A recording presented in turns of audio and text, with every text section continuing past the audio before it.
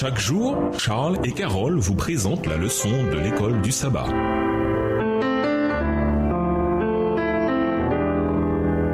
Bienvenue dans votre émission Dieu nous parle. Nous voilà la leçon de jeudi, la résurrection de Lazare. Jean 11 est un chapitre plein de tristesse. On a d'abord la triste nouvelle de la maladie d'un ami proche. Jean 11, versets 1 à 3. Les proches qui pleurent sa mort. Jean 11, versets 19, 31 et 33. La plainte des sœurs qui disent que Lazare ne serait pas mort si Jésus avait été là. Jean 11, versets 21 et 32. Et les larmes de Jésus. Jean 11, verset 35. Jésus avait attendu 2 jours avant de se mettre en route vers Béthanie. Jean 11, verset 6, et indiqua même qu'il était content de ne pas être parti plus tôt. Jean 11, versets 14 et 15. Ce délai ne signifiait pas qu'il était insensible, mais plutôt que la gloire de Dieu allait être révélée. Au moment où on arrive à Jean 11, versets 17 à 27, Lazare est mort depuis 4 jours déjà. Après 4 jours, son corps avait déjà dû commencer à se décomposer, car comme Marthe l'a dit, Seigneur, il sent déjà, c'est le 4e jour. Jean 11, verset 39. Sans aucun doute, le retard de Jésus ne fit que rendre le miracle qui s'ensuivit plus stupéfiant encore. Ressusciter un corps en décomposition, quelle preuve supplémentaire Jésus aurait-il pu donner qu'il était bien Dieu? En tant que Dieu, en tant que celui qui a créé la vie au départ, Jésus avait tout pouvoir sur la mort. Jésus saisit donc l'occasion, celle de la mort de Lazare, pour révéler une vérité cruciale sur lui-même. C'est moi qui suis la résurrection et la vie. Celui qui met sa foi en moi, même s'il meurt, vivra, et quiconque vit et met sa foi en moi ne mourra jamais. Jean 11, versets 25 et 26.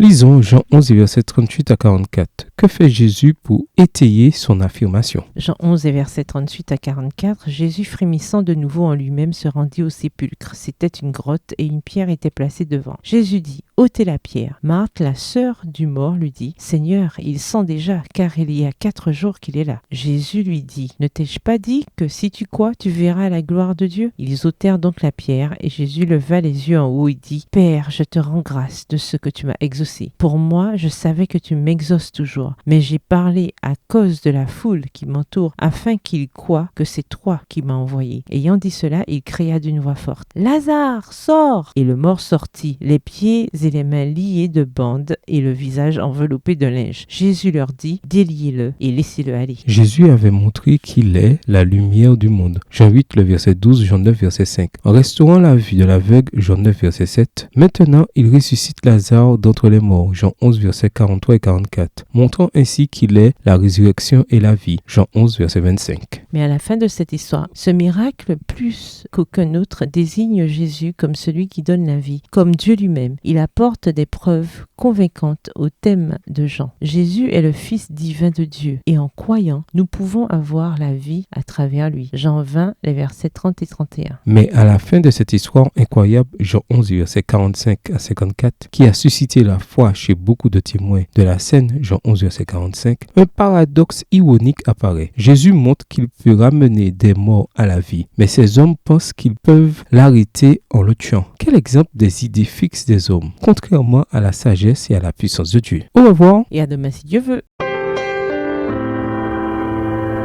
Dieu nous parle. Chaque jour, Charles et Carole vous présentent la leçon de l'école du sabbat.